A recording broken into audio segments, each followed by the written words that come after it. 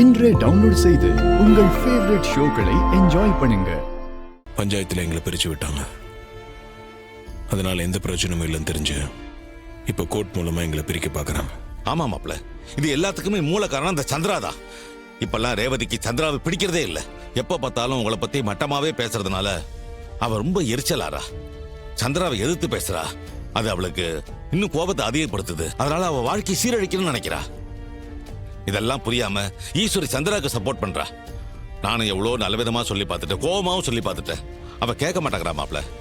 நம்ம பொண்ணுக்கு ஒரு நல்ல வாழ்க்கை அமைஞ்சிருக்கு, அதை நீயே கெடுத்துறாதுன்னு சொன்னாலும் அவ புரிஞ்சுக்க மாட்டேங்கிறா. எங்க அப்பா அம்மா மேல உள்ள கோபத்தை உங்க மேல காட்டுறா. ஈஸ்வரி இப்படி எல்லாம் பண்றது ரேவதிக்கு தெரியாது. தெரிஞ்சா அவ மனசு ரொம்ப உடைஞ்சு போயிடுவா. ஆமா, இந்த விஷயத்தை ரேவதி கிட்ட சொல்ல வேண்டாம். அவ இப்பதான் கொஞ்சம் கொஞ்சமா பெட்டர் ஆயிட்டு வரா. இந்த விஷயம் தெரிஞ்சா கண்டிப்பா அவ ரொம்ப அப்செட் ஆயிடுவா. ஆமா மாப்ள, ரேவதி ஏற்கனவே மனசு உடைஞ்சு போய் தான் இருக்கா.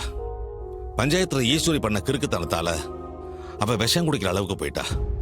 இப்போ டிவோர்ஸ் நோட்டீஸ் கொடுக்கலான்னு தெரிஞ்சா அவ என்ன விபரீதமான முடிவு எடுப்பாளோன்னு எனக்கு ரொம்ப பயமா இருக்கு.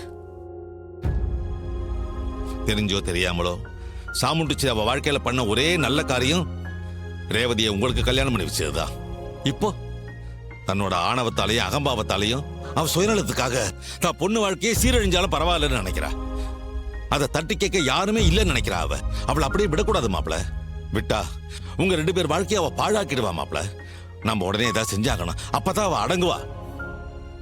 மாமா, எப்போ அவங்க டிவோர்ஸ் வரைக்கும் போயிட்டாங்களோ இதுக்கு மேல அமைதியா இருக்க முடியாது. அவங்க நிறைய விஷயத்துல தப்பான முடிவு எடுக்கிறாங்கன்னு தெரிஞ்சிருந்தோம். நான் உண்மையை மறைச்ச தப்புக்காக தான் நான் பொறுமையா இருந்தேன்.